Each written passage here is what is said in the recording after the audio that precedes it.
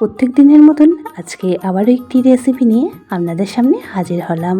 আজকে পটলের দারুণ একটি রেসিপি আপনাদের সাথে শেয়ার করব, যেটা রুটি ভাত দুইয়ের সাথেই খেতে কিন্তু ভীষণই ভালো লাগবে। নমস্কার বন্ধুরা, মাই কিচেন মাই ব্লগে সবাইকে আবারও একবার স্বাগত। আসুন তাহলে শুরু করে ফেলি আজকের রেসিপি। তো আজকের রেসিপির জন্য এখানে আমি বেশ ছোট ছোট একদমই কচি কচি পটল নিয়ে নিয়েছি। তো পটলগুলিকে এখন খুব ভালো করে জলের মধ্যে 2-3 বার ধুয়ে নেব। আজকের রেসিপিটি একদমই সহজ সাধারণ একটি রেসিপি, আর বানানোর পদ্ধতিটাও খুবই সহজ, ঝটপট তৈরি হয়ে যায় আর খেতেও কিন্তু ভীষণই ভালো লাগে। তো সমস্ত পটলগুলিকে ধুয়ে নিয়েছি, একটা পাত্রের মধ্যে রেখে দিয়েছি। পটলগুলি এখন ব্যাক ক্যামেরায় কেটে নিয়ে তারপর ফিরে আসছি। যেহেতু একদমই খুব ছোট ছোট সাইজের পটল, তাই কাটতে কিন্তু একটু সময় লাগবে।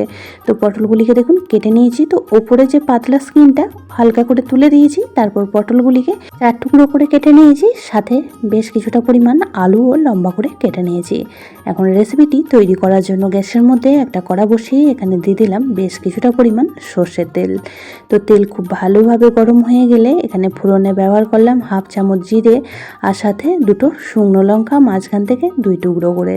তো ফোড়নটিকে কয়েক সেকেন্ড ভেজে নিয়ে এখন কেটে রাখা পটল আর আলুটা অ্যাড করে দিলাম।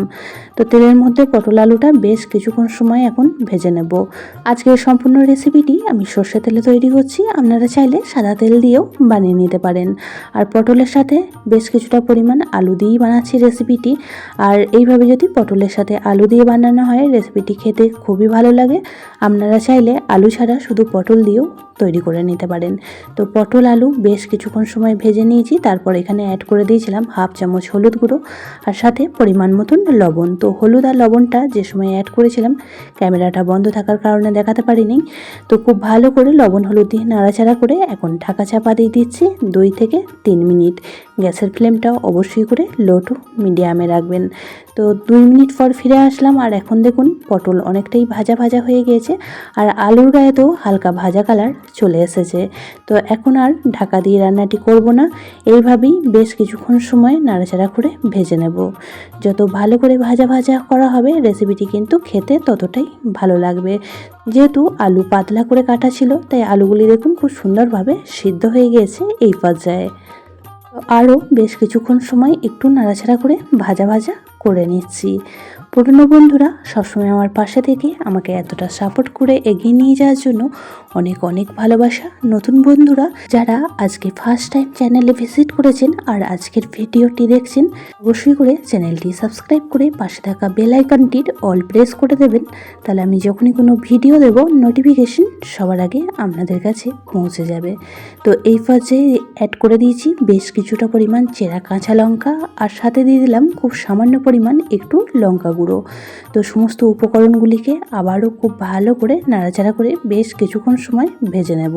ঝালটা আপনারা যেমন পরিমাণ মতন খাবেন সেই পরিমাণ বুঝে এখানে লঙ্কার পরিমাণটা কম বেশি করে দেবেন।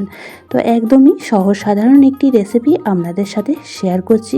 আমি সাধারণত আমার চ্যানেলে সহজ সাধারণ রেসিপিগুলি শেয়ার করে থাকি, আর আপনারা যারা এই সহজ সাধারণ রেসিপিগুলি দেখতে পছন্দ করেন, আশা করছি আজকের রেসিপিটিও তাদের কাছে ভীষণই ভালো লাগবে। তো বেশ কিছুক্ষণ সময় ভাজা ভাজা করে নিয়েছি, রেসিপিটি একদমই রেডি হয়ে এসেছে। এখন ওপর থেকে দিয়ে দিচ্ছি 1 চামচ পোস্ত। তো এই পোস্ত দেওয়ার কারণে রেসিপিটি খেতে কিন্তু আরও বেশি ভালো লাগে।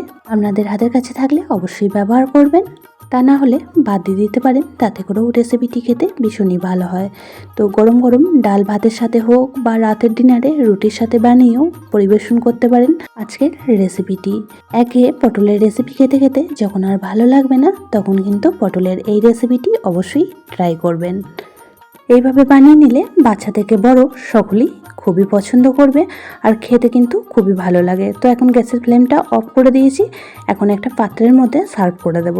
তো আজকের এই সহজ সাধারণ রেসিপিটি আপনাদের কেমন লাগলো অবশ্যই কমেন্ট বক্সে জানাতে ভুলবেন না। যদি রেসিপিটি কোনো অংশে বেশি ভালো লেগে থাকে তাহলে একটা শেয়ার করে দেওয়ার অনুরোধ রইল। সবাই খুব ভালো থাকবেন, সুস্থ থাকবেন।